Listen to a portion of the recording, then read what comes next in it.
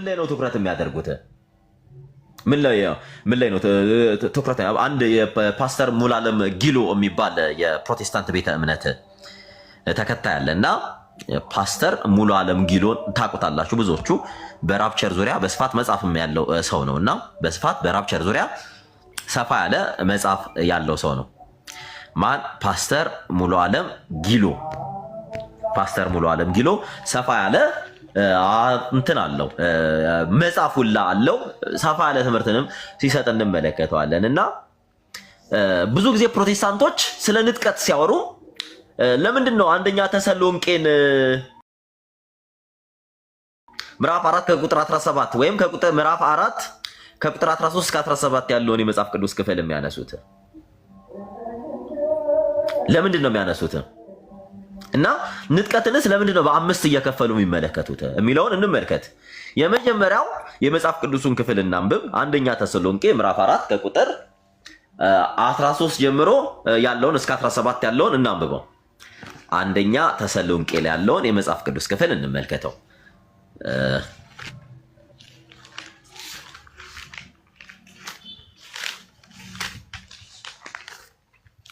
አንደኛ ተሰሎንቄ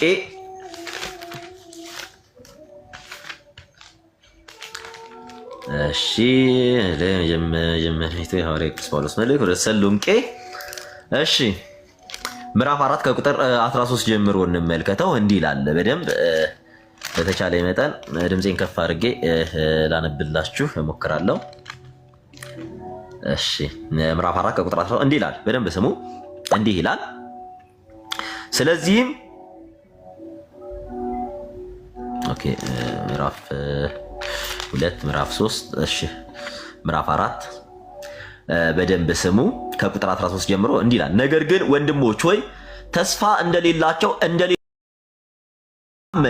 እንዲሁም በኢየሱስ ያንቀላፉትን እግዚአብሔር ከእርሱ ጋር ያመጣቸዋል። በጌታ ቃል የምንላችሁ ይህ ነውና እኛ ሕያዋን ሆነን ጌታ እስኪመጣ ድረስ የምንቀር ይላል። በደንብ ስሙ። እኛ ሕያዋንን ሆነን ጌታ እስኪመጣ ድረስ የምንቀር ያንቀላፉትን አንቀድምም። በደንብ ስሙ። ያንቀላፉትን አንቀድምም። ጌታ ራሱ በትእዛዝ በመላእክትም አለቃ ድምፅ በእግዚአብሔርም መለከት ከሰማይ ይወርዳልና በክርስቶስም የሞቱ አስቀድመው ይነሳሉ። ከዚያም በኋላ እኛ ሕያዋን ሆነን የምንቀረው ጌታን በአየር ለመቀበል ከእርሱም ጋር በደመና እንነጠቃለን፣ እንዲሁም ሁል ጊዜ ከጌታ ጋር እንሆናለን። ስለዚህ እርስ በርሳችሁ በዚህ ቃል ተጽናኑ ብሎ ለተሰሎንቄ ክርስቲያኖች የጻፈውን የመጽሐፍ ቅዱስ ክፍል እንመለከታለን። የጻፈውን የመጽሐፍ ቅዱስ ክፍል እንመለከታለን። እንግዲህ ምን እያለ ነው ቅዱስ ጳውሎስ እዚህ ጋር ለተሰሎንቄ ክርስቲያኖች በጻፈው መልእክቱ ምዕራፍ 4 ከቁጥር 13 እስከ 17 ያለው እስከ 18 ነው ያነበብንላችሁና ምን እያለ ነው? እስኪ የቤተ ክርስቲያናችን መጽሐፍ ምን ይላል? እነሱ ብዙ ጊዜ የሚጠቅሱት አንደኛ ተሰሎንቄ ምዕራፍ 4 ከቁጥር 13 እስከ 17 ነው። ያው ንጥቀት እያላችሁ ብዙ ጊዜ ለምትጠይቁት ሰዎች ነው እና አንደኛ ተሰሎንቄ ላይ እንመጣለን። አንደኛ ተሰሎንቄ ያው ከዚህ ቀደም ስለ ተሰሎንቄ ክርስቲያኖች ሰፋ ያለ ነገር ዲስከስ አድርገናል እና በጣም ምስኪን የሚያሳዝኑ ክርስቲያኖች እንደነበሩ፣ በብዙ መከራ በብዙ ስቃይ ውስጥ የነበሩ ክርስቲያኖች እንደነበሩ መጽሐፍ ቅዱስ ይናገራልና እስኪ የመጀመሪያይቱ የቅዱስ ጳውሎስ መልእክት ወደ ተሰሎንቄ ሰዎች እሺ የመጀመሪያው ሐዋርያው ቅዱስ ጳውሎስ መልእክት ወደ ተሰሎንቄ ሰዎች እንመልከት። እሺ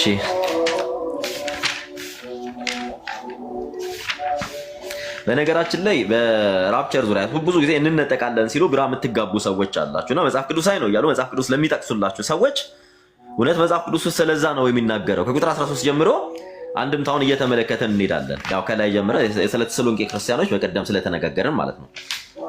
አንድምታችን የመጽሐፍ ቅዱስ የቀደሙ አባቶች ምን እያሉ ስለዚህ እያብራሩ ነበረ፣ ምን እያሉስ እየተናገሩ ነው የሚለውን ነገር ዲስከስ እያደረገን እንሄዳለን። ዲስከስ እያደረገን እንላለን። በነገራችን ላይ በደንብ ተመልከቱ። ወንድሞች ሆይ ተስፋ እንደሌላቸው እንደሌሎች ደግሞ እንዳታዝኑ ተስፋ እንደሌላቸው አንቀላፍተው ስላሉት ታውቁ ዘንድ እንወዳለን። የተሰሎንቄ ክርስቲያኖች ወገኖቻቸው ዘመዶቻቸው ተገለውባቸው እጅግ በጣም አዝነው ነበረ። ቅዱስ ጳውሎስ እነሱን ለማዝናናት የጻፈው መልእክት ነው።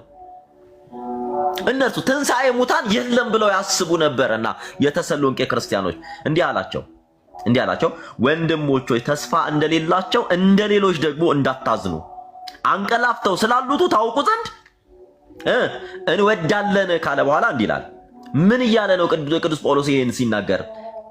ተስፋ የሌላቸው ማለት ከሞቱ በኋላ ትንሣኤ መኖሩን የማያውቁና ተስፋ ትንሣኤ የሌላቸው እንደነርሱ አይደላችሁም እያለቸው ነው። አንቀላፍተው ስላሉት እያለ ቅዱስ ጳውሎስ ሲናገር ስለሞቱ ሰዎች በዚያን ዘመን በተሰሎንቄ የነበሩ ክርስቲያኖች ስለሞቱ ክርስቲያኖች ነው እየተናገረ ያለውና በመጽሐፍ ቅዱስ ሞት እንቅልፍ እየተባለ ብዙ ቦታ እንደተነገረ እንመለከታለን። ጌታችንም ወዳጃችን አልዓዛር ተኝቷል፣ ነገር ግን ከእንቅልፉ ላስነሳው እሄዳለሁ እያለ በዮሐንስ ወንጌል ምዕራፍ 11 ቁጥር 11 ላይ እንደተናገረው መድኃኔ ዓለም ኢየሱስ ክርስቶስ በብሉይ ኪዳንም የሞቱ ሰዎች አንቀላፉ ይባሉ እንደነበረ የብሉይ ኪዳን መጽሐፍ ይናገራል። እንዲህ ይላል፣ አሳም ከአባቶቹ ጋር እንዲህ ይላል፣ አሳም ከአባቶቹ ጋር አንቀላፋ በአባቱም በዳዊት ከተማ ከአባቶቹ ጋር ተቀበረ እያለ አንደኛ ነገሥት ምዕራፍ 15 ቁጥር 24 ላይ ይናገራል። እና ይህንንም ስለ በአሳም ከአባቶቹ ጋር አንቀላፋ በቴርሳስም ተቀበረ እያለ እዚሁ አንደኛ ነገሥት ምዕራፍ 16 ቁጥር 6 ላይ በተደጋጋሚ ይህን ቃል ሲጠቀመው፣ ዘንበሪምም ከአባቶቹ ጋር አንቀላፋ በሰማርያም ተቀበረ እያለ ሞትን እንቅልፍ እያለ ሲጠቅሶ እንመለከታለንና ይሄም መጽሐፍ አንደኛ ነገሥት ምዕራፍ 16 ቁጥር 28 ላይ እንደተነገረው ማለት ነው። በመጽሐፍ ቅዱስ ብዙ ቦታ ላይ ሞት እንቅልፍ እየተባለ ሲነገር እንመለከታለን። ሞት እንቅልፍ እየተባለ ሐዋርያው አንቀላፍተው ስላሉት ታውቁ ዘንድ እንወዳለን በማለቱ ቅዱስ ጳውሎስ ይህም ሞትን እንቅልፍ እያለ ይጠቅሰዋልና ሞትን እንቅልፍ እያለ ይጠራዋልና የተሰሎንቄ ሰዎች ተስፋ ቆርጠው እንዳያዝኑ የሞቱ ዘመዶቻቸው በትንሣኤ እንደሚነቁ ያውቁ ዘንድ ለማስረዳት ቅዱስ ጳውሎስ ነገረ ትንሣኤን እንዲህ እያለ ይጽፍላቸዋል።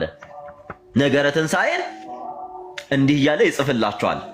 እና ስለ ተሰሎንቄ ክርስቲያኖች እንዲህ አንዳንድ ነገሮችን እንመልከትና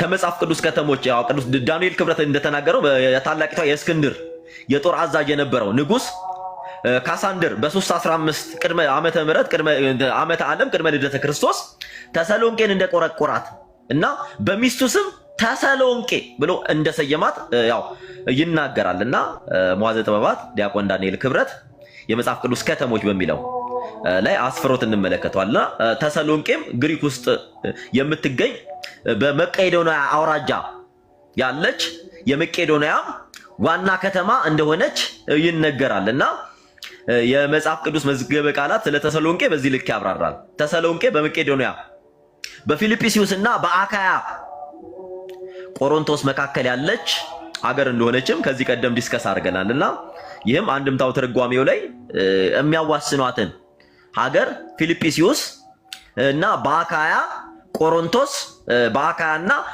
በአካያ ቆሮንቶስ ያለች ከተማ መሃል ያለች ከተማ እነዚህ ሁለቱ ከተሞች እንደሚያዋስኗት ይናገራል። አያይዞም ቅዱስ ጳውሎስም ተሰሎንቄ ገብቶ ጌታችን ከተጸነሰበት ጊዜ ጀምሮ ያደረገውን ተአምራት ያስተማረውን ትምህርት የሰራውንም ትሩፋት ነግሯቸው አስተምሯቸው ጥቂቶቹ አምኖ ብዙዎቹ ግን አላመኑም ነበርና ያላመኑት በቅዱስ ጳውሎስ ላይ ብዙ መከራን እንዳደረሱበት ቅዱስ ጳውሎስም በዚህ መጽሐፍ ቅዱስ ክፍል ላይ ይናገራል። እና አስተምሮ ያሳመናቸው ምዕመናንም ቅዱስ ጳውሎስን አሽሽተውት ወደ ቤሪያ እንዳስገቡትና ቤሪያ ከገባ በኋላ እነዚህ ኢአማንያን ተከትለውት ቤሪያ ድረስ እንደሄዱ ቅዱስ ጳውሎስን ተከትለውት ቤሪያ ድረስ ቅዱስ ጳውሎስን ሊያጠፉት ቤሪያ ድረስ እንደሄዱና በቤሪያም ቅዱስ ጳውሎስ ሲደርስ የቤሪያ ሰዎች የቤሪያ ክርስቲያኖች ልበሰፊዎች ነበሩ። ዕለት ዕለት መጻሕፍትን እየገለጡ ይመረምሩ ነበርና ለቤሪያ ክርስቲያኖች የቤሪያ ክርስቲያኖች ልበሰፊዎች ናቸው እያለ ቅዱስ ጳውሎስ ይናገራል። ቅዱስ ጳውሎስ ይነዘከራል። ከዛ ከቤሪያ ተነስቶ ወደ አቴና ከሄዳ በኋላ አቴና ሆኖ ነው እንግዲህ የተሰሎንቄን መልእክት የጻፈው ቅዱስ ጳውሎስ። ይህንን መልእክት የወሰዱት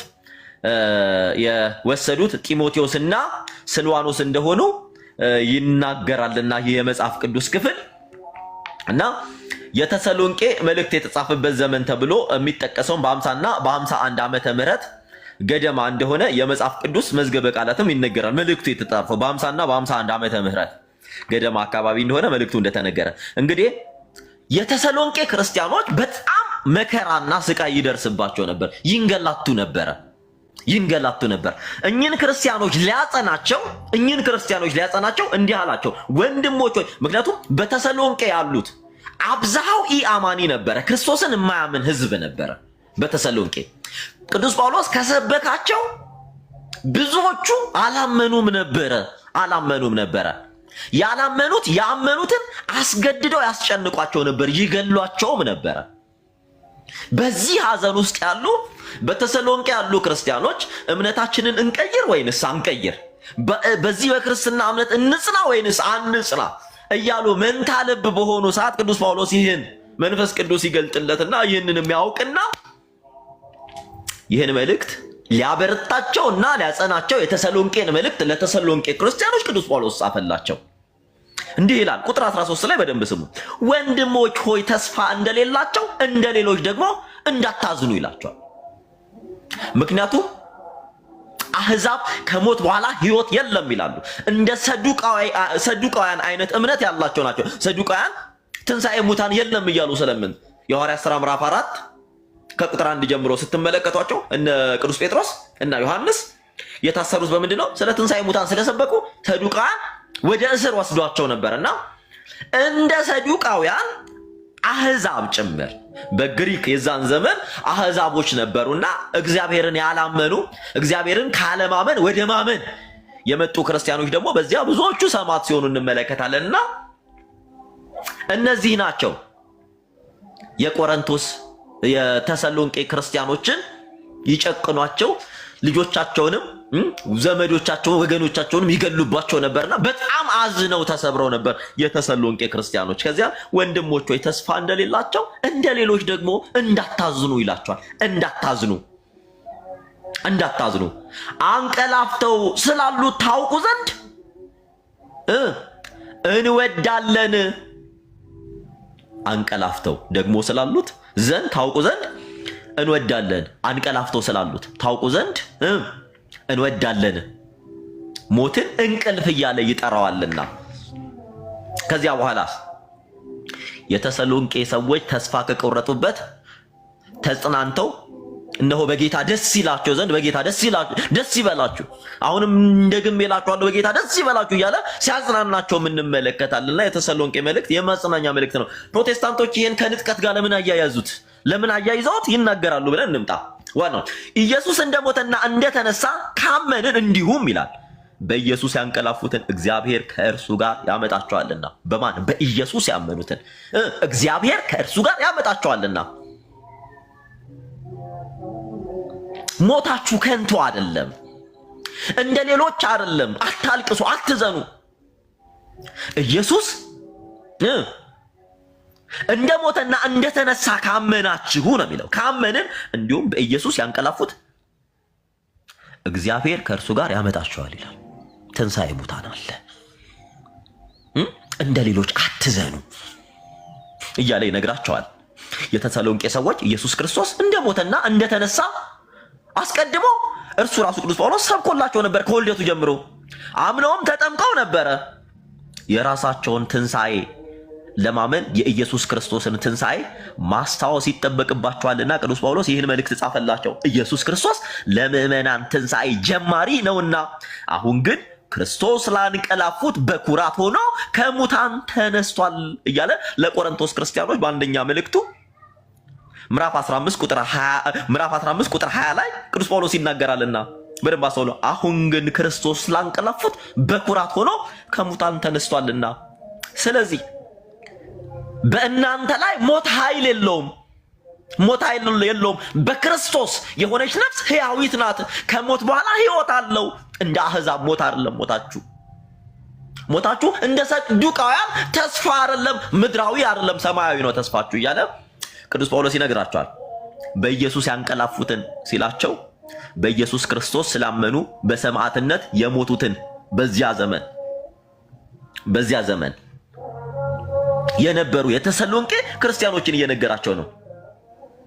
ሰማዕት የሆኑትን የተሰሎንቄ ምዕመናን በካህዲያን በተገደሉት ወገኖቻቸው አዝነው እጅግ በጣም ከፍቷቸው ነበርና እግዚአብሔር በዕለተ ምጽአት ሕያዋን አድርጎ እንደሚያስነሳቸው ለማስረዳት ነገረ ትንሣኤውን አንድ ብሎ ቅዱስ ጳውሎስ ይተነትንላቸው ገባ።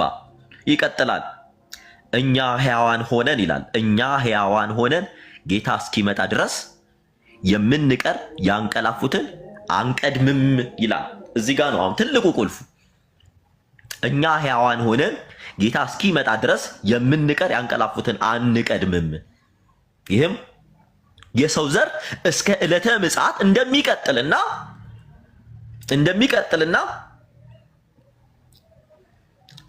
እኛም ሕያዋን የሆንን ያንቀላፉትን እንደማንቀድም ይናገራል። እንዲህ ይላል። እኛ የሚለው ቃል እስከ ዕለተ ምጽአት የሚነሳውን ትውልድ የሚወክል ቃል ነው። እኛ የሚለው ቃል ራሳችን ተናጋሪዎችን ጨምረን ለመግለጥ የምንጠቀምበት ቃል መሆኑ ሁላችንም ልንገነዘበው ይገባል። እኛ ሲል ራሱን ሜንሽን እያደረገ ነው ቅዱስ ጳውሎስ። እኛ ሕያዋን ሆነን ጌታ እስኪመጣ ድረስ የምንቀር ሲል ራሱን ከቆላሲስ ሰዎች ጋር ጨምሮ እየተናገረ ነበረ። ማን? ቅዱስ ጳውሎስ። ነገር ግን ይላል ቅዱስ ጳውሎስ እስከ ዕለተ ምጽአት ቀርቶ አሁን እኛ እስካለንበት ዘመን እንኳ በሕይወተ ሥጋ የለም። እዚህ ጋር ነው አሁን ፕሮቴስታንቱን የምንይዛቸው። ቅዱስ ጳውሎስ አይደለም በዚያ ዘመን ይቅርና አይደለም ከ2000 ዘመን በፊት ይቅርና አሁን ባለንበት ዘመን ቅዱስ ጳውሎስ የለም። ኦኬ። ስለዚህ ቅዱስ ጳውሎስ ምን እያለን ነው? ስለዚህ ትውልድ እያለፈ ትውልድ እየተተካ እስከ ዕለተ ምጽአት ድረስ ለሚተካው ትውልድ የተነገረ ቃል ነው። የተነገረ እኛ ሕያዋን ሆነን ጌታ እስኪመጣ ድረስ የምንቀር ሲል እስከ ዕለተ ምጽአት የሚቀጥለውን የሰው ጄኒኦሎጂ ወይም የሰው ልጅ የትውልድ ሰንሰለት የሚያመለክት ነው ይልና ያንቀላፉትን ሲል ያንቀላፉትን እነማን ሲል ምን እያለ ነው? ያንቀላፉት የሚለው ቃል ከመጀመሪያው ሟች ከአቤል ጀምሮ የሞቱትን ሰዎች ሜንሽን እያደረገ እስከ ዕለተ ምጽአት በሕይወት የቆዩ ሰዎች ሙታኑን ቀድመው መንግስተ ሰማያትን እንደማይወርሱ እየገለጠላቸው ነው። በደንብ ስሙ። እኛ ሕያዋን ሆነን ጌታ እስኪመጣ ድረስ የምንቀር ያንቀላፉትን አንቀድምም። ቀድመውን ይገባሉ ሳይሆን በሕይወት የቆዩት የሰው ልጆች በዚያ ዘመን ሙታኑን ቀድመው መንግስተ ሰማያትን እንደማይወርሱ እየገለጠላቸው ነው። ስለዚህ ሁላችንም በክብር የምንነሳባት ያቺ የክብር ትንሣኤ አለች። አንዲቱ ትንሣኤ እነሱ እንደሚሉት 3-4 አይነት ትንሣኤ የለም። ይሄ ቃል የሚናገረው እኛ ሕያዋን ሆነን ነው የሚለው። ጌታ እስኪመጣ ድረስ የምንቀር ሲል እኛ ሲል ቅዱስ ጳውሎስ እስከ ምጽአት ድረስ ያለ ሰው አይደለም። የቅዱስ ጳውሎስ ረፍቱ መች ነው? ከ2000 ዘመን በፊት። እኛ ሕያዋን ሆነን ጌታ እስኪመጣ ድረስ የምንቀር ያንቀላፉትን አንቀርምም ሲል እስከ ዕለተ ምጽአት የሚቀጥለው የሰው ልጅ የዘር ሰንሰለት ነው።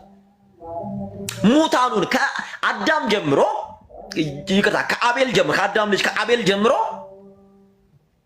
እስከ ምጽአት የሞቱትን ሰዎች ቀድመን የእግዚአብሔርን መንግስት አንወርስም። ይህንን ነው እየተናገረ ያለው። ከእርሱ ጋር በደመና እንነጠቃለን ሲል ሕያዋን ሆነው ቆይተው በዘመን መጨረሻ የሚሞቱት መጀመሪያ ከሞቱት ጋር አንድ ቀን ወደ መንግስተ ሰማያት እንደሚገቡ የሚያስረዳ ነው። በደንብ ስሙ፣ በደንብ ስሙ። ከእነርሱ ጋር በደመና እንነጠቃለን ሲል ሕያዋን ሆነው ሕያዋን ሆነው ቆይተው እስከ ዕለተ ምጽአት ማለት ነው። በዘመኑ መጨረሻ የሚሞቱት መጀመሪያ ከሞቱት ጋር አንድ ቀን ወደ መንግሥተ ሰማያት እንደሚገቡ የሚያስረዳ ክፍል ነው። ምክንያቱም ማንም ሞትን ሳይቀምስ የእግዚአብሔርን መንግሥት ስለማይወርስ ሁሉም ይሞታል። ከዚያ በኋላስ በዚያ ዘመን ሕያው ሆኖ የነበረ ሰው መጀመሪያ ከሞቱት ቀድሞ የእግዚአብሔርን መንግሥት አይወርስም። ስለዚህ የእግዚአብሔርን መንግሥት የምንወርሰው በአንድነት ነው፣ በአንድ ቀን ነው። እነርሱ ምንድነው የሚሉት? እኛ ሕያዋን ሆነን ጌታ እስኪመጣ ድረስ የምንቀር ያንቀላፉትን አንቀርምም ሲሉ ምን እያሉ ነው?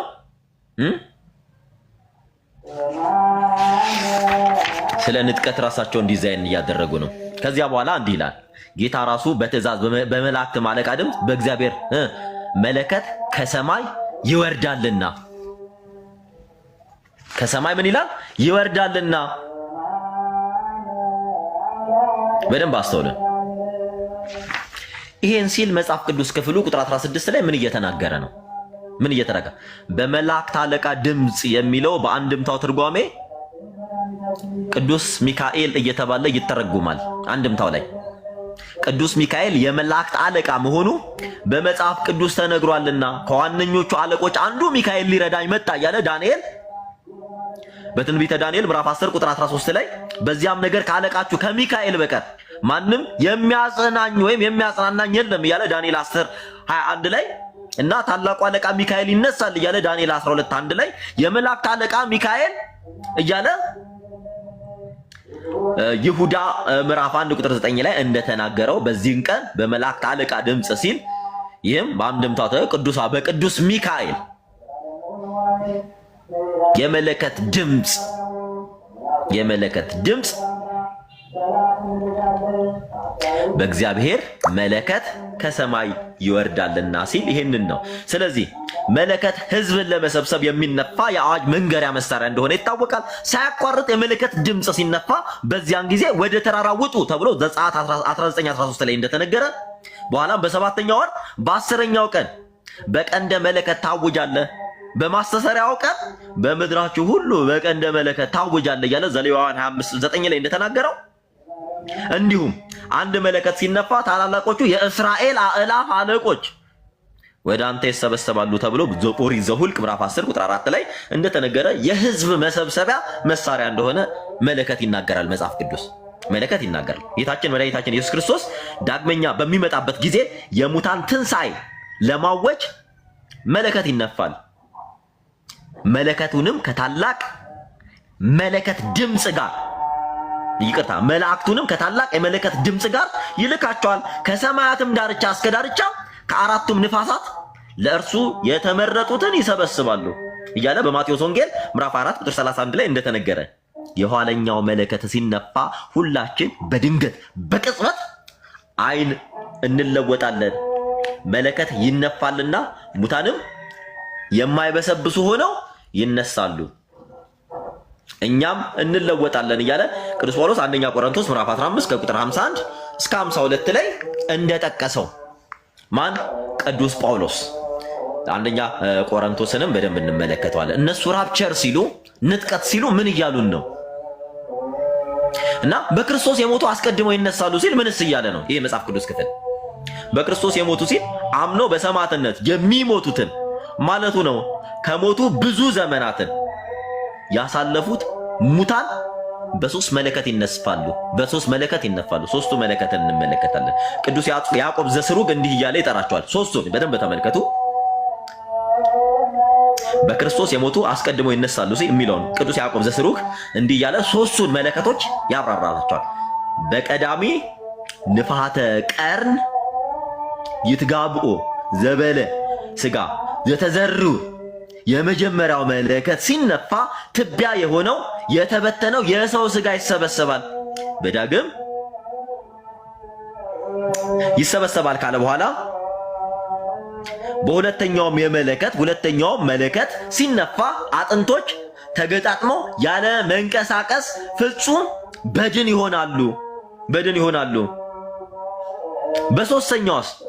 በሶስተኛውም ንፋተ መለከት ወይም በሶስተኛው መለከት እነዚህ ሙታን ሶስተኛው መለከት ሲነፋ እነዚህ ሙታን እንደ አይን ጥቅሻ ፈጥነው ይነሳሉ እያለ ቅዱስ ያዕቆብ ዘስሩግ በመጽሐፈ ቅዳሴ ላይ ያብራራላቸዋል። አስቀድሞ ይነሳሉ ማለቱ ከሶስተኛው መለከት በፊት በሁለት መለከቶች የሚሰራውን ስራ ለመመልከት ነው እንጂ ትንሣኤ ሙታን ስለ ሁሉም አንድ ቀን የሚደረግ እንደሆነ መጽሐፍ ቅዱስ ራሱ ይነገራል። መጽሐፈ ቅዳሴ ቅዱስ ያዕቆብ ዘስሩግ መጽሐፈ ቅዳሴ ላይ ባሰፈሩት ሶስቱን የመለከት ትንሣኤዎች እንደዚህ እያሉ የመጀመሪያው መለከት ሲነፋ ትቢያ የሆነው የተበተነው የሰው ሥጋ ይሰበሰባል። በሁለተኛው መለከት ሲነፋ አጥንቶች ተገጣጥሞ ያለ መንቀሳቀስ ፍጹም በድን ይሆናሉ። የሶስተኛው መለከት ሲነፋ ሙታን እንደ አይን ጥቅሻ ፈጥነው ይነሳሉ ያለ ሁሉም በአንድ ቀን እንደሚነሱ ይናገራልና ከዚያም በኋላ ለዛም ነው በክርስቶስ የሞቱ አስቀድመው ይነሳሉ ሲል ምን እያለ ነው የሚለው በክርስቶስ የሞቱ ሲል አምኖ በሰማዕትነት የሚሞቱትን ማለቱ እንደሆነና ከሞቱ ብዙ ዘመናትን ያሳለፉት ሙታን በሶስት መለከት እንደሚነሱ ሜንሽን እያደረገም ነው። በክርስቶስ የሞቱ አስቀድመው ይነሳሉ ሲሉ እነዚህ በክርስቶስ የመጀመሪያው ሁለተኛው መለከት ሶስተኛው መለከት እያሉ ሶስቱን መለከት ቅዱስ ያዕቆብ ዘስሩግ እንዳብራራቸው ማለት ነው። ከዚህም በኋላ እኛ ሕያዋን ሆነን የምንቀረው ጌታን በአየር ለመቀበል ከእርሱ ጋር በደመና እንነጠቃለን። አሁን ብዙ ጊዜ የሚያስጨዋት በደመና እንነጠቃለን የሚለውን ነው። ከዚያ በኋላ እኛ ሕያዋን ሆነን የምንቀረው የጌታ ምጽአት ሲቀርብ በምድር ላይ የሚኖረው ትውልድ ወይም በዚያች ምድር ከሚወለዱት የሰው ልጆች የመጨረሻዎቹ ናቸው። እነዚህ የሰው ዘሮች ሞተው በመቃብር ውስጥ ለብዙ ዘመናት ስላልቆዩ አካላቸው የፈረሰ ትቢያ አፈር የሆነ አይደለም። ሁሉም ሰው ይሞታል። በነገራችን ላይ ትንሣኤን ሊያይ የሰው ልጅ መሞት አለበት። እነ ኤልያስ ጭምር መጥተው ይሞታሉ። ነገር ግን አካላቸው ይለወጣል። የተበተነ የፈረሰው አካል አይደለም። ለነዚህ መለከት 1 2 3 መለከት አያስፈልጋቸውም። እነዚህ ትኩስ ሬሳ የሆነው አስክሬናቸው አካላቸው ይለወጣል። በአንደኛ ቆሮንቶስ ምዕራፍ 15 ቁጥር 52 ላይ የኋለኛው መለከት ሲነፋ ሁላችን በድንገት በቅጽበት እንለወጣለን ይላልና ሁላችንም ነው የሚለው። ሁላችንም የአመኑት ጭምር ሞትን እንደሚያዩ መጽሐፍ ቅዱስ ይናገራልና እንለወጣለን ይላል። አንደኛውና ሁለተኛው መለከት ለመጨረሻዎቹ ሰዎች ጌታችን እስከሚመጣ ድረስ ሕያዋን ሆነው ለሚቀሩት አያስፈልጋቸውም። ምክንያቱም አንደኛው መለከት የተበታተኑ ስጋዎችን አጥንቶችን ለመሰብሰብ ስለሚነፋ፣ ሁለተኛው መለከት ስጋንና አጥንትን ለመገጣጠም ስለሚነፋ ነው። ሕያዋን ሆነው በምድር ላይ የቀሩትን ሰዎች በሶስተኛው መለከት ብቻ ይለወጣሉ ማለት ነው። እና ወዳጄ በአካል ቆመ ክርስቶስን አትቀበለውም። ሞት አለ። ሳትሞት ወደ እግዚአብሔር መንግሥት አትሄድም። አይደለም አንተ ክርስቶስ ራሱ ሞትን ድል አድርጎ ነው የተነሳው። ስለዚህ የሰው ዘር ሆኖ ሞትን ያልቀመሰም ሞትን የማይቀምስ የለም። የተነጠቁ እነ ኤልያስ ጭምር እነ ዮሐንስ ጭምር እነ ሄኖክ ጭምር መጥተው በመጨረሻው ዘመን ምን ይሆናል? ሰማዕት ይሆናሉና ክሊር ሆነላችሁ አይደል? ይሄ በአየር ላይ መተን እንዲህ እንንሳፈፋለን ምናምን ይሄ ፊልም የሚሰሩት ምናምን እንዲህ የሚባል የጨረባዋ እንትን የለም። የጨረባ ምርጫ የለም።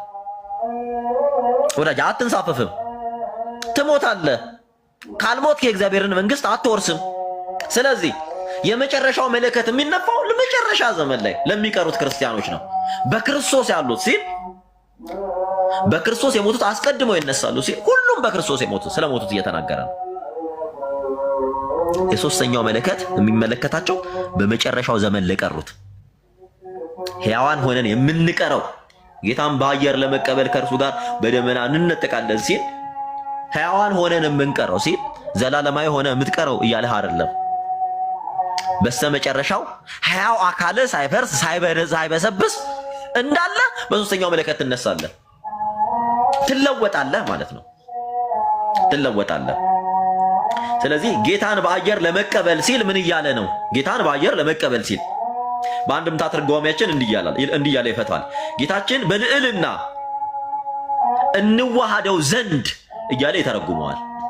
ጌታን በአየር ለመቀበል እነሱ አየር ላይ እየተንሳፈፉ ምናምን ፊልም ይሰራሉ አይደለ? እንዲህ አይደለም። ጌታችንን በልዕልና እንድንዋሃደው ኑ እናንተ የአባቴ ብሩካን አይደል ያለው?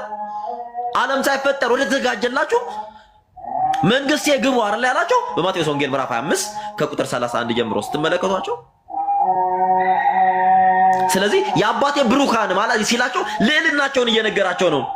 ጌታን በአየር ለመቀበል ሲል በልዕልና ጌታን ለመቀበል ነው። ጌታን እንዋሃደው ዘንድ በልዕልና ጌታን በአየር ለመቀበል እያለ ቅዱስ ጳውሎስ ይናገረዋል እያለ አንድምታው ይፈታዋል። በልዕልና ማለት ከፍተኛ በሆነ ክብር ከኢየሱስ ክርስቶስ ጋር ህብረት ይኖረናል እያለ ነው። ከፍተኛ በሆነው ክብር የአባቴ ብሩካን ብሎ ጠርቶናልና በማቴዎስ ወንጌል ምዕራፍ 5 ላይ የአባቴ ብሩካን ብሎ ጠርቶናልና አየር ከፍተኛነትን ያመለክታልና ይህም ከፍ ባለ ልዕልና ጌታን እንቀበለው ዘንድ የጌታ ቸር ፈቃዱ ነው። በዚያን ዘመን ከምድር በላይ እስከ ፀሐይ ድረስ ያለው ከፍታ አየር ይባላልና ቅዱስ ዮሐንስ በራእዩ የጥልቁንም ጉድጓድ ከፈተው፣ ጢስም ከታላቅ እቶን እንደሚወጣ ሆኖ ከጉድጓድ ወጣ፣ ፀሐይና አየርም በጉድጓዱ ጢስ ጨለሙ። ራእይ 9:2 ላይ ይናገራልና ስለዚህ ጌታን በአየር ለመቀበል ሲል ጌታን ከፍተኛ በሆነ አምላካዊ ክብሩ እንደሚመጣ የሚያመለክት ነው። እኛንም በልዕልናው እንደሚያከብረን ሲናገር ነው። ስለዚህ ይህንንም ሲናገር እናንተ የአባቴ ብሩካን ዓለም ሳይፈጠር ወደ ተዘጋጀላችሁ እያለ ሲጠራቸው እንመለከታልና ለዚህም መጽሐፈ ባህሪም እንዲህ እያለ ይነገራል። ጌታችን ዳግመኛ በመጣ ጊዜ በግልጥ እንቀበለዋለን ይልና ሕጎችን ይላል ሕጎችን የሚጠብቁ ሁሉ በክብር የሚገለጡ መሆናቸውን ይናገራል። ምን ሕጎችን የሚጠብቁ ሁሉ በክብር የሚገለጡ መሆናቸውን ይናገራል። ይህም ጌታን በአየር ለመቀበል ሲል በክብርና በልዕልና መገለጥን ያመለክታል። ጌታን እንዋሃደው ዘንድ በምን በልዕልና ያመለክታል። ጌታችን በወንጌል በዚያን ጊዜ ጻድቃን በአባታቸው መንግስት እንደ ፀሐይ ይበራሉ ብሎ በማቴዎስ ወንጌል ምዕራፍ 13 ቁጥር 43 ላይ እንደመሰከረው ይህንንም ብሎ ከተናገረው የተስፋ ቃል ጋር ራሱ ክርስቶስ እያነጻጸረው ቅዱስ ጳውሎስ ይጽፈዋልና ምን ሲል ጌታን በአየር ለመቀበል ሲል ከእነርሱ ጋር ሲል አንቀላፍተው ሙተው ከነበሩ በትንሣኤ ሙታን ከተነሱት ጋር እያላቸው ነው። ከዚያም በኋላ እኛ ሕያዋን ሆነን የምንቀረው ጌታን በአየር ለመቀበል ከማን ጋር? ከእነርሱ ጋር በደመና እንነጠቃለን። በሶስቱ ትንሣኤዎች በሶስቱ መለከቶች ከሚነሱ ጻድቃን ጋር ሕያዋን ሆነን የምንቀረው በመጨረሻ ሰዓት ሰማዕትነትን የምንቀበለው እንነሳለን። በምን? በክብር እንነሳለን። እነርሱ ሲል አንቀላፍተው ሞተው ከነበሩ በትንሣኤ ሙታን ከተነሱት ጋር እያለን ነው። በደመና እንነጠቃለን ማለትም በክብር ወደ መንግሥተ ሰማያት እንሄዳለን። ዓለም ሳይፈጠር ወዳዘጋጀልን ቤትን እያለን ነው። ደመና ክብር ተብሎ ይተረጎማልና እንዲህ ሲል ደመናውም ተራራውን ሸፈነው፣ የእግዚአብሔርም ክብር በሲና ተራራ ላይ ተቀመጠ እያለ ደመናን ከክብር ጋር እያነጻጸረው በኦሪት ዘዳግም ምዕራፍ 4 ቁጥር 16 ላይ ሙሴ እንደተናገረው ማለት ነው። ደካማ ስጋችን ጠንካራ ሊሆን የሚራበው የሚጠማው ስጋችን የማይራብ የማይጠማ ሊሆን የሚፈርሰው የሚበሰብሰው ስጋችን የማይፈርስ የማይበሰብስ ሊሆን ስጋዊ ፍላጎታችን ወደ መንፈሳዊ ፍላጎት ሊቀየር እንለወጣለን እያለን ይናገራልና ይህ የሚበሰብሰው የማይበሰብሰውን ሊለብስ ይህም የሚሞተው የማይሞተውን ሊለብስ ይገባዋልና እያለ በደንብ አስተውሉ። የሰው ዘር ሁሉ ሞትን በትንሣኤ ቀን ሞቶ ዳግም ከሞት በኋላ ስላልወዳለው ህይወት የሚፈርሰው የሚበሰብሰው ትተውት ወደ በማይፈርሰውና በማይበሰብሰው ስጋ ወይም የሚፈርሰው የሚበሰብሰው በማይፈርሰው በማይበሰብሰው ተለውጦ ወይም ተቀይሮ ወደ እግዚአብሔር መንግስት እንሄዳለን። ይህም በአንደኛ ቆሮንቶስ ምዕራፍ 15 ቁጥር 53 ላይ ቅዱስ ጳውሎስ ይናገራል። በዚህ ምዕራፍ ላይ እንዲህ ይላል። የበአበው መጽሐፍት የሚገኘው ትክክለኛው ትርጉምም እንዲህ ይላል። ብዙዎች የሚፈርሰው የሚበሰብሰው የማይፈርሰውና የማይበሰብሰው ስጋ የሚለብሱት በመጨረሻ እስከ ዕለተ ምጽአት የነበሩት እስከ መጨረሻዊቱ ቀን የመጨረሻዊቱ ቀን ሰማዕት የሆኑ ክርስቲያኖች የሚለብሷት ያችን ነው። ስለዚህ ማንም ሞትን ሳይቀምስ ወደ እግዚአብሔር መንግስት አይሄድም። ከዚህም በኋላ እኛ ሕያዋን ሆነን የምንቀረው ጌታን በአየር ለመቀበል ከእነርሱ ጋር በደመና እንነጠቃለን የሚለውን ኃይለ ቃል በራዕየ ዮሐንስ ምዕራፍ 20 ከቁጥር 1 እስከ 10 ራዕየ ዮሐንስ ምዕራፍ 20ንም ስለሚጠቀሙት ከተመዘገበው ጋር ከተመሳሳይ ፍች ኖሮት ሲብራራ እንመለከተዋለን። ከክርስቶስም ጋር 1000 ዓመት ኑሩና ነገሱ የሚለውንና ቁጥር 5 ላይም የቀሩት ሙታን ግን የ1000 ዓመት እስኪፈጸም ድረስ በህይወት አልኖሩም፣ ይህ የፊተኛው ትንሣኤ ነው የሚለውን ኃይለ ቃል በመምዘዝ ከክርስቶስ ጋር 1000 ዓመት እንነግሳለን የሚሉ ሰዎች አሉ። የ1000 ዓመት መንገስ ማለት ምን ማለት ነው? ይህን ሊቁ ኪዳነ ወልድ ክፍሌ መዝገበ ፊደል በተባለው መጽሐፋቸው ላይ አይሁድ 7ኛው ሺህ እንደ ቅዳሜ ነው፣ መሲያችን በመጣ ጊዜ ሌላው ሰው ሁሉ አልቆ እስራኤል ብቻ ይነክሱና ከእርሱ ጋር ነክሰው 1000 ዓመት ከኖሩ በኋላ ሌሎቹ ሙታን ይነሳሉ ይላሉ። ሌላም ብዙ ተረት ጨምረው ያወራሉ የሚለው መዝገበ ፊደል ገጽ 59 ላይ ይናገራሉ። 1000 ዘመን የሚለውን አስተምሮ ይዘውት የመጡት ማን ናቸው? አይሁዶች ናቸው። ሰው ሁሉ ከሞተ በኋላ አይሁዶች ብቻቸውን ምድር ላይ ነግሳሉ። ለመቼ? ለ1000 ዘመን።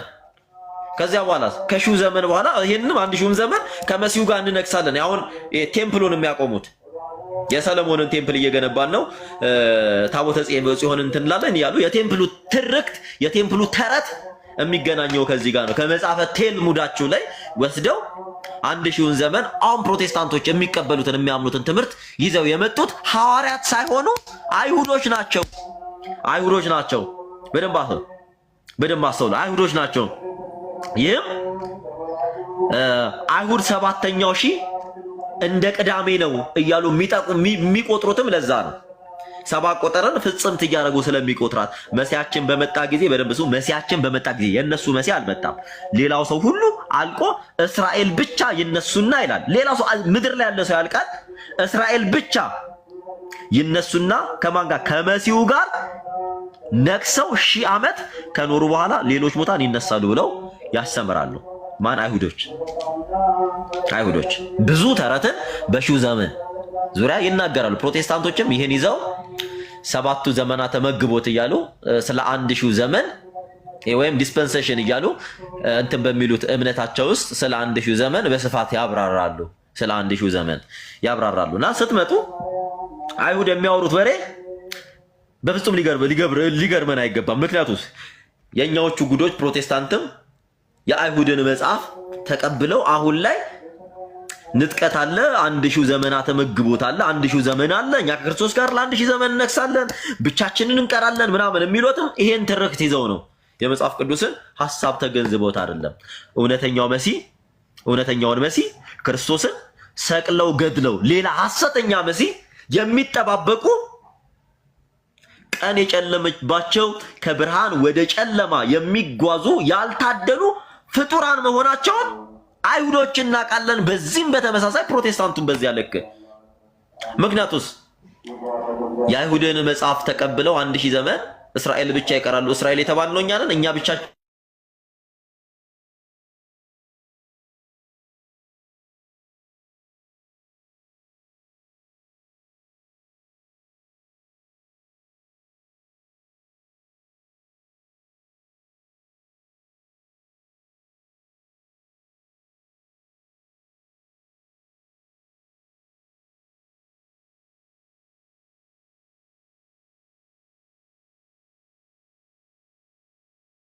ተጠቀመ እንጂ በግብሩ ክርስቶስ የሚማልድ ሆኖ አይደለም። በእርሱ በኩል የሚመጡትን አይደለም ሊማልድ ጭራሽ ሊያድናቸው የሚችል መድኃኒት ነው ማለት ነው። አይደለባቸው ይህ ነው የሚያስረዳው ክፍሉ። ሄዋን ግልጽ ሆነልሽ? ገብቶኛል። አመሰግናለሁ በጣም። ሌላ ጥያቄ ያለሽ? ሌላ የለኝም። የድንግል ማርያምን ምልጃ የቅዱሳንን ምልጃ ደግሞ በሬ መታል ወንድማችን እንዴት ነበር? ሲሳ ሁሉ ሰላም? እዚህ ክፍል ውስጥ የገቡት ሁሉም ንስሐ ገብተው ነው። ባይዜ ከገዳም ከመጣው በኋላ ብዙ ከእናንተ ጋር ህብረት አላደረግም። እዮብም ቀደም የሆነ ቪዲዮ ላይ አይቼዋለሁ ከካህናት አባቶች ጋር አንድ ላይ። ያንተስ እንዴት ነው? እንደዛው ነው? በቃ ማይኩንም እንኳን ለማንሳት አልደፈረም፣ ስራውም ስለሚያውቅ። እኛ እንቀጥላለን እና ይኸውልሽ እሰማለሁ። አትሰማም? እንደ አጋጣሚ ሆኖ ራይድ ውስጥ ነኝ ያለሁትና አንተ ከምታወራው ጋር ተያይዞ ከሚወስዱኝ ሰው ጋር እያወራው ስለነበር ነው። እና ቃሎት ያሰማልን፣ እግዚአብሔር ይስጥልን። አንድ ነገር ብቻ ልጨምር። እዛው ዕብራውያን ምዕራፍ 7 ቁጥር 27 ላይ ያለችዋን ብቻ በደንብ ልደት ያብራራውን መልሶ እዛው የሚያሳይ ስለሆነ ማለት ነው። እነዛ የኦሪቱን እንግዲህ ዕብራውያን የንጽጽር መጽሐፍ ነው እንደሚታወቀው። የክርስቶስን ልጅነት ያነሳና ከመላእክት እንኳን አንተ ልጄ ነህ ዛሬ ወለድኩ የተባለ ማንም እንደሌለ አሳይቶ የእርሱን የባህሪ ልጅነት ወይንም ደግሞ ፍጹም አምላክነት እያሳየ ከሊቀ ክህነትም አንጻር እያነሳ ከመልከ ጼዴቅ የኢየሱስ የተሻለ ከሌዋውያን የኢየሱስ ክርስቶስ የላቀና ፍጹም እንደሆነ እያሳየ የሚናገር ጽሑፍ ነው ዕብራውያን ማለት ነው። ለዕብራውያን እንደመጻፉ ከነሱም ልማድ አንጻር እያነሳ ያብራራል። ለምሳሌ የኦሪት ካህናት ወይም ሌዋውያኑ ምን ያደርጉ ነበር? አስቀድመው ስለ ራሳቸው ኃጢአት፣ ቀጥሎም ስለ ሕዝቡ ኃጢአት ዕለት ዕለት መስዋዕት ያቀርቡ ነበረ። ይሄ ይታወቃል። ስለ ክርስቶስ ሲናገር እዛው ዕብራውያን ምዕራፍ 7 ቁጥር 27 ላይ አሁን ከተብራራው ክፍል አንድ ቁጥር ዝቅ ብሎ ማለት ነው እርሱም እንደነዚያ ሊቃነ ካህናት አስቀድሞ ስለ ራሱ ኃጢአት በኋላም ስለ ሕዝቡ ኃጢአት ዕለት ዕለት መስዋዕትን ማቅረብ አይጠበቅበትም ካለ በኋላ ምን ይላል? ይህን አንድ ጊዜ አድርጓልና ነው የሚለው። ይህን እየተባለ የቱ ነው ሲባል ያው ከላይ የተዘረዘረው ነው። ከላይ የተዘረዘረው ግን ሙሉ ለሙሉ ክርስቶስን ይመለከታል ወይ ከተባለ አይመለከትም። ለምሳሌ ስለ ራሱ ኃጢአት መስዋዕት አላቀረበም ክርስቶስ። ፍጹም ኃጢአት የሌለበት ንጹህ ነው፣ ከኃጢአት በቀር ነው እኛን የመሰለው። ታዲያ ለምንድን ነው ያንን የተናገረው ለያይቶ ይሄ ለነሱ ይሄ ለክርስቶስ ያላለው ከተባለ የመጽሐፍት ልማድ ነው። ያልተገባውን ነገር ግን ሜታፎር በሆነ አገላለጽ መጥቀስ ማለት ነው። ይሄ ማነው ጳውሎስ በተደጋጋሚ ሲጠቀመው ስለምናውቅ ማለት ነው። እና የመጽሐፍትን አፈታት በምልአት ከመረዳት አንጻር የምናየው ስለሆነ ነው። እና በንጽጽር የተጻፈ ጽሑፍ ከመሆኑ አንጻር ነው ማለት ነው። እና ልደት በደንብ ነው ያብራራው። እና እግዚአብሔር ይስጥልን፣ ቃል ያሰማልን። ዮባ እናመሰግናለን በጣም ቃለ ሕይወትን ያሰማልን፣ እግዚአብሔር ይስጥልን። ከቅዱሳን ምልጃ አንጻር ደግሞ ስለ እመቤታችን ደግሞ ልንገርሽ አይደለ ማለት ብሬ አለህ እየጠራው ነበር። አይ ቲንክ ያለህ አልመሰለኝም። ደህና ነህ አንተ? ግን ፍጹም ሰላም ነኝ። እንዴት ነህ? እጅግ አሳስቦኝ ስደውል ነበረ። በጣም ያሳስበኛል ታውቃለህ። ላይቭ ላይ ነበር አሁን እያዩ ነበር ስደውልና እዮባ ሰላም ነው? እያገለገልኩ ነበር። በጣም ይቅርታ። ቆይ አንዴ እዮባን ሰላም ልበል። በርሲሳ እዮብ አርምሞ ላይ ነው መሰለኝ። በቃ እሺ፣ መኪና ውስጥ ነው ያለው። ለዛ ነው። ደህና ነህ አንተ አይደል? አለሁልሽ። በርሲሳ ሁሉ ሰላም፣ ሁሉ እግዚአብሔር ይመስገን። አይ ያው እኔማ ስጠፋ ሰዎች በክርስቶስ በኩል ነው የሚድኑት፣ በሌላ በማንም ለሌላ ኢዮብዩስ አገርልሻለሁ። በዛም በዚህ በሰማይም በምድር እየተዋጋን ነው። በተግባር እየተዋጋን ይቀጥል በየአቅጣጫው ይቀጥል። አንዴ ለእህታችን ልጅ ጨርስላት። ምልጃ ላይ ነው መሰለኝ። አንድ ጥቅስ ላንሳላትና ከቅዱሳን ምልጃ አንጻር ልወጣ ስለሆነ ከቤት ትቀጥላላችሁ እናንተ። አንደኛ ጢሞቴዎስ 2 ላይ እንደዚህ ይላል፣ እንግዲህ እግዚአብሔርን በመምሰል በጭምትነት ሁሉ ጸጥና ዝግ ብለን እንድንኖር ልመናና ጸሎት፣ ምልጃ፣ ምስጋና ስለ ሰዎች ሁሉ፣ ስለ ነገስታት፣ ስለ መኳንንት ሁሉ እንዲደረግ ከሁሉ በፊት እመክራለሁ ይላል። ስለዚህ እዚህ ክፍል ላይ እንደምታዩ ሔዋን ቅዱስ ጳውሎስ ሰዎች ሁሉ ምልጃን እንዲያቀርቡ እየተናገረ ነው። ምን አለ መሰለሽ? እንግዲህ እግዚአብሔርን በመምሰል እና በጭምትነት ሁሉ ጸጥና ዝግ ብለን እንድንኖር ልመናና ጸሎት ይላል። ምን ልመናና ጸሎት፣ ምልጃም ምስጋናም ስለ ሰዎች ሁሉ፣ ስለ ነገስታት፣ ስለ መኳንንት ሁሉ እንዲደረጉ ከሁሉ በፊት እመክራለሁ። ከምን በፊት? ከሁሉ በፊት እመክራለሁ። ስለዚህ ጳውሎስ አማልዱ እያለ ነው አይደለ? ሔዋን አማልዱ እያለ ነው አይደለ? ጳውሎስ አማልዱ ያለው ሁሉንም ነው፣ ክርስቲያኖችን። ከዛ ውስጥ ደግሞ አንደኛዋ ማናት? እመቤታችን። ስለዚህ ይሄ ጥቅስ እሷን ይመለከታል አይመለከትም? ይመለከታል። አዎ። እንደገና ደግሞ ቅዱሳን በመረምድ ለሰው ልጆች ምልጃ፣ ጻድቃን ቅዱሳን ለሰው ልጆች ማድረግ እንዳለባቸው ደግሞ አንድ ጥቅስ ደግሞ ልጨምርልሽ እዚሁ ጋር ያዕቆብ ምዕራፍ 5 ላይ እንደዚህ ይላል ቁጥር 14 ላይ ከእናንተ የታመመ ቢኖር የቤተክርስቲያን ሽማግሌዎች ደርሱ ይጥራ፣ በጌታ ስም እርሱ ዘይት ቀብተው ይጸልዩለታል፣ የእምነት ጸሎት ድውዩን ያድናልና ጌታም ያነሷል፣ ኃጢአትም ሰርቶ እንደሆነ ይሰረይለታል። እርስ በርሳችሁ በኃጢአታችሁ ተናዘዙ ትፈወሱም ዘንድ አንዱ ስለሌላው ይጸልይ፣ የጻድቅ ሰው ጸሎት በስራዋ እጅግ ምን ትላለች አለ ኃይልን ታደርጋለች ይላል አይደለ? ሔዋን የጻድቅ ሰው ጸሎት በስራው ኃይልን ታደርጋለች አለ። የጻድቅ ሰው ጸሎት እመቤታችን ጻድቅ አይደለች? ከጻድቃን ውስጥ ቁጥር 1 የምትመደብ ሴት ናት አይደል? ስለዚህ የእሷ ጸሎት ምን የሚል ነው ታዲያ? ኃይልን የሚያደርግ ነው ማለት ነው። ገባሻ? በጣም ቀጥል፣ ጨምርበት ብሬ እንትን ልበለኝ ሙት ላድርግልህ። እሺ ያው ምናልባት ያው ሰፊ ሀሳቦች ተነስተዋል።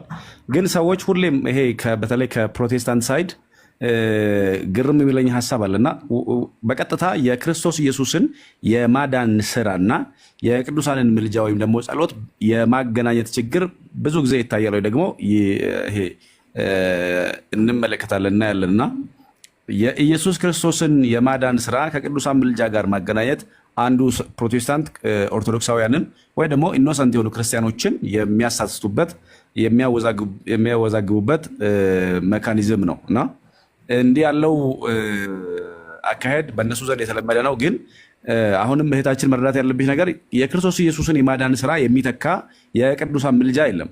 ወደ እግዚአብሔር አብ የቀረብነው በክርስቶስ ኢየሱስ ነው። እውነትም መንገድም ሕይወትም እርሱ ነው። ከእግዚአብሔር ጋር የታረቅንበት በክርስቶስ ኢየሱስ የመስቀል ላይ የቤዛነት ስራ ነው። ምናልባት አንድ ነገር ልበልሽ ሔዋን፣ ይሰማል ድምፄ? ይሰማል። ለምሳሌ አንድ ፕሮቴስታንት ኢየሱስ አማላጅ ነው ሲል ትሰሚዋለሽ አይደል? ከዚያ በምልጃ ነው የዳን ነው ወይ ብለሽ ጠይቂው እስኪ። ቀጥሎ የሚመልሰው መልስ አይኖረው ማለት ላይክ ኢየሱስ አማላጃችን ኢየሱስ እንደዚህ ደጋግሞ ሲነሳ ኢቨን አስታራቂ ሳይሆን የሚጠቀሙት አማላጅ የሚል ነው ደጋግመው የሚጠቀሙት። አማላጅ እንግዲህ ምልጃ ማለት ከልመና ጋር ስለሚገናኝ ነገር ግን የዳን ነው እኛ በቤዛነት ነው ማለትም በመስቀል ላይ ባፈሰሰው ደሙ ነው ከእግዚአብሔር ጋር የታረቅ ነው። ደሙን አፍሶ ነው ወይ ደግሞ የኃጢአታችን ማስተሰሪያ የሆነልን ደሙ ነው። ልክ በብሉይ ኪዳን በበጎችና በኮርማዎች ደም የኃጢአት ስርየት ለጊዜው የሚሆን የኃጢአት ስርየት የእስራኤል ልጆች እንደሚያገኙ ለፍጻሜው ግን እኔና አንቺ ወይም እኛ ክርስቲያኖች በኢየሱስ ክርስቶስ የመስቀል ላይ ስራ ወይ ደግሞ የመስቀሉ ደም ከእግዚአብሔር ጋር ታረቅን ማለት ነው። የቅዱሳን ምልጃ ከዛ ጋር አይገናኝም ነው። ነገር ግን ቤተክርስቲያን ብለን ስንጠራ ቤተክርስቲያን ትሩምፌት ቸርች ወይ ደግሞ የአሸንፋ ድል ያደረገች ቤተክርስቲያን አለች። ቸርች በትል ደግሞ በትግል ሜዳ ላይ ደግሞ ያለች ቤተክርስቲያን አለች። በምድር ላይ ያለችው ቤተክርስቲያን በትግል ላይ ያለች ቤተክርስቲያን ናት። በሰማይ ያሉት ቅዱሳን ህብረት የቅዱሳን ህብረት ደግሞ ድል ያደረገች ቤተክርስቲያን ናት። ስለዚህ ድል ያደረገችው ቤተክርስቲያን በሰማይ ያሉትና በምድር ያሉት ክርስቲያኖች አንድ ህብረት ነን አይደለንም ሔዋን? አንድ ህብረት ነን። ስለዚህ አንድ ህብረት ስለሆንን ስለኛ ይጸልያሉ ማለት ነው። አንዱ ቅዱስ በምድርም ሳለ አንዱ ቅዱስ ስለአንዱ ይጸልያል። በምድር ሳለ አንዱ ቅዱስ ስለአንዱ የሚጸልይ ወይም ልመናን የሚያቀርብ ከሆነ ይሄ አገልግሎት በሰማይ እንዳይቀጥል የሚያደርገው ምንድን ነው? የሚለውን ነገር ማየት ያስፈልጋል። ስለዚህ የቅዱሳኑን ምልጃ ግን የቅዱሳኑን ጸሎት ግን በቀጥታ ከክርስቶስ ኢየሱስ የመስቀል ላይ የማዳን ስራ ጋር የማገናኝተው የማወዛገብ ስራ የሚሰሩ ሰዎች ግን የሰይጣን አሰራር ወይ ደግሞ ሀሳብ እንጂ የክርስቶስ ኢየሱስን የመስቀል ላይ ስራ ወይ ደግሞ የማዳን ስራ የሚተካ አንድም ሌላ አገልግሎት ሌላ ምልጃ የለም። ሌላ ምልጃም የለም። ሌላም አገልግሎት የለም። ነገር ግን ቅዱሳን ስለኛ ቢጸልዩ ለምሳሌ የራእይ ዮሐንስ ምዕራፍ 9 ቁጥር 6 ላይ አምስተኛውን ማተም በፈታ ጊዜ ከመሰዊያው በታች የተሰዉትን ሰዎች ነፍሳት አየሁ ይላል። ይሄ ስለ እግዚአብሔር ቃልና ስለታመነው ምስክር የተሰዉትን ነፍሳት ከመሰዊያው በታች አየሁ። እነሱም ቅዱስና እውነተኛ ጌታ ሆይ በምድር ደማችንን ባፈሰሱት ላይ የማትፈርደው እስከ መቼ ነው እያሉ ጮሁ ይላል። አሁን ፍረድልን ብለው እየጠየቁ ነው አይደል ሔዋን? ፍረድልን ብለው የጠየቁት ቅዱሳን ማርልን ማለት አይችሉም? ይችላሉ። እንደዛ ያማልዳን ካሉ ይችላሉ ብለው መጠየቅ። አሁን ለምሳሌ ራእይ 6:9 ላይ እንደዚህ ያለ አምስተኛውንም ማኅተም በፈታ ጊዜ ስለ እግዚአብሔር ቃልና ስለጠበቁት ምስክር የታረዱትን ሰዎች ነፍሳት ከመሰዊያው በታች አየሁ አለ። በታላቅ ድምፅም እየጮሁ ቅዱስና እውነተኛ ጌታ ሆይ እስከ መች ድረስ አትፈርድም? ደማችንንስ በምድር በሚኖሩት ላይ እስከ መቼ አትበቀልም አሉ ይላል። እንግዲህ በሰማይ ያሉት ከመሰዊያው በታች ነፍሳቸው ያለችው ወይ ደግሞ የሞቱ ሰዎች ናቸው ምን የሚሉት? በምድር ደማችንን ባፈሰሱት ላይ እስከ መቼ አትፈርድም ጌታ ሆይ፣ ጻድቅና እውነተኛ ጌታ ሆይ እያሉ ይጠይቃሉ። እነዚህ በምድር ፍረድባቸው ደማችንን ባፈሰሱት ላይ እስከ መቼ ነው የማትፈርደው ብለው የሚጠይቁት ቅዱሳን አይ ደግሞ ማርልን ብለው መጠየቅ አይችሉም? ይችላሉ። ስለዚህ አሁን በቅዱሳን በሰማይ ምንም አያውቁም ብለው የሚያስቡት ሰዎች እግዚአብሔር የሕያዋን አምላክ መሆኑን የሚዘነጉ እኛ በምድር ያለና በሰማይ ያለችው ቤተክርስቲያን ወይ ደግሞ የቅዱሳን ህብረት አንድ መሆናችንን ጭምር የማያውቁ ናቸው። ስለዚህ መጽሐፍ ቅዱሳዊ ማስረጃ እነርሱ ስለኛ እንዳይጸልዩ የሚከለክላቸው ወይ ደግሞ እንዳያማልዱ የሚከለክላቸው ምንም ነገር የለም። ፍርድን ከጠየቁ ምልጃን መጠየቅ ደግሞ ለወዳጆቻቸው ደግሞ ምልጃን መጠየቅ ደግሞ የማይችሉበት ምንም አይነት ምክንያት የለም ለማለት ነው በእኔ በኩል። ሔዋን አመሰግናለሁ። እግዚአብሔር ያክብርልኝ። ሁላችሁንም በጣም ነው የማመሰግነው። እግዚአብሔር ያክብርልኝ። አመሰግናለሁ በጣም። ሔዋን ተመለሰልሽ? አዎ ተመልሶልኛል። ይኸውልሽ እህታችን እዚህ ጋር እኔም ፎሎ አድርገሻል? አዎ ፎሎ አድርጌያለሁ። ገደልኩሻ። እሰማችኋለሁ። ገቡ በነገራችን ፎሎ አድርጊው። ያው ብታረጊ ይሻላል ከሚለው አንጻር ነው። አድርጊያቸው እነሱንም ካላደረግሽ። ከዛ ግን መጀመሪያ ከየትኛውን ፕሮቴስታንት ጋር ውይይትና ጥያቄ ውስጥ ከመግባትሽ በፊት ምን ማድረግ አለብሽ መሰለሽ? በደንብ መማር ፈልጋለሁ። አዎ በቃ በደንብ ተማሪ። ይኸው እነሱም ላይ በሚገቡበት ሰዓት ላይ የመጣሽ ጠይቂ ማለት ነው። እንደዛ ብታረጊ ይችላል ነው። እሺ ብሬ። እሺ ሌላ ጥያቄ ካለሽ ቀጥይ፣ መቀጠል ትችላለሽ። ቃልዎት ያሰማል። አባ ብስራትን አየኋቸው አንተ ፕሮፋይል ላይ ጊሸን ነው የጊሸን አስተዳዳሪ ሆነዋል። 3 ዓመት አንድ ዶርም ነበር ነው ባይዘ። በጣም ደስ የሚሉ ሰው፣ በጣም ደስ የሚሉ አባት። 3 ዓመት አንድ ዶርም ነበርን። በቃ ከኔ ጋር ብዙ አሳልፈናል። ይገርማል። አባ ብስራት በጣም አሪፍ። የሆነ ጊዜ የተሰራብኝን ቪዲዮ አስታወስክ? የሆነ ቆም ምናምን ቆም ምናምን ምን ያ አንስተውት ወዲያው ሰርቶ ያነሱት ወዲያው። አዎ የእሳቸው ነበረ ፎጣውና ቆቡ። ኦኬ ደስ ይላል። ዮባ አልደረሰም ወደሚሄድበት። ሌላ ጥያቄ ያለሽ ሂዊ? ሌላ የለኝም። እሺ እኔ አሁን ብዙ ማውራት ስለማልችል ሞዴሬተሮች ካላችሁ ትምህርቱ ይቀጥል የምትሉ ካለ ብሬ ስላለ ብሬ ትችላለህ መቆየት? እችላለሁ ሀሳብ ያለው ሰው ካለ። ስለዚህ በቃ አስገቡና ከታች ሞዴሬተሮች ብሬ አለ ቀጥሉ። እኔን በመሀል የኔን ራሱ ስጠኝ መልስልኝ። ሰጥቼ እንዴ ነህ እኮ አይደለም። እሺ በቃ እያስገባህ ቀጥላ ብሬ። በቃ እሺ። ወይኔ ሞልቷል። በኢየሱስ ማንን ነው ማስወረደው? ሞልቷል። ኦኬ ሞዴሬተሮች አስገቡ ፕሊዝ። አንዴ ቆይ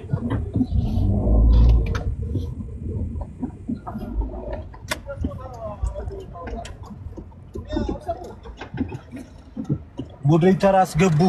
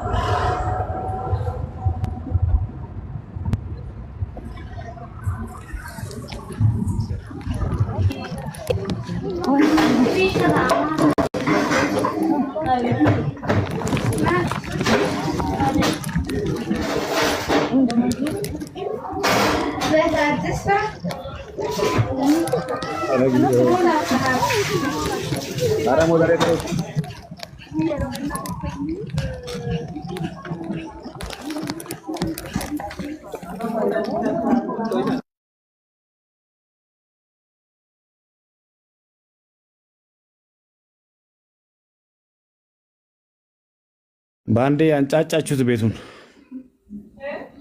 ሳራ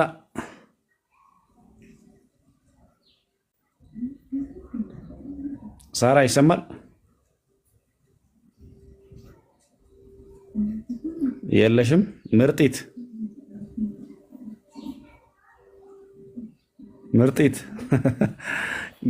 አይ ቲንክ ገስት ልከው የሉም መሰለኝ። ቼሪማን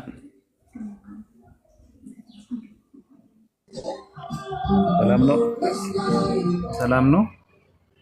እግዚአብሔር ይመስገን አለን። ጌታ ይባረክ። እሺ ምን ነበረ ወንድማችን? ሰማዕታት ያማልዳሉ የሚለውን ሐሳብ እያወራችሁ ነበርና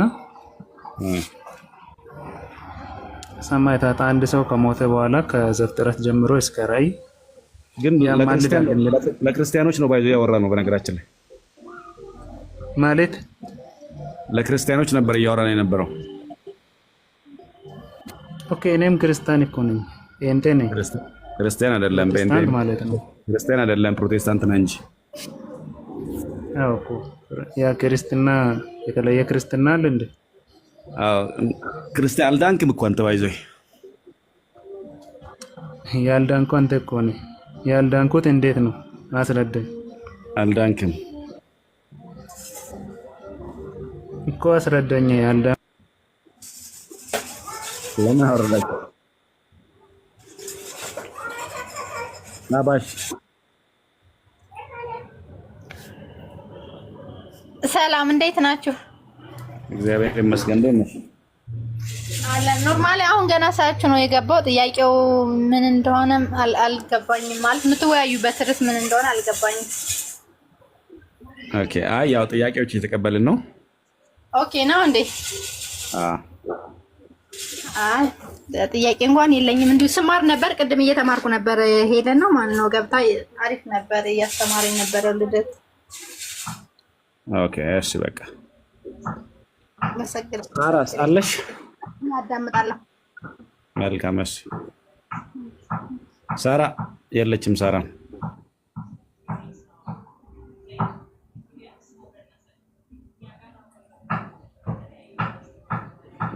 የላችሁም ሰዎች?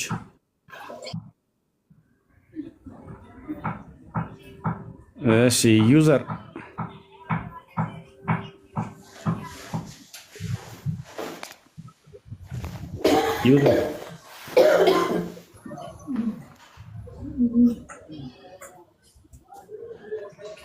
ዩዘር ይሰማል?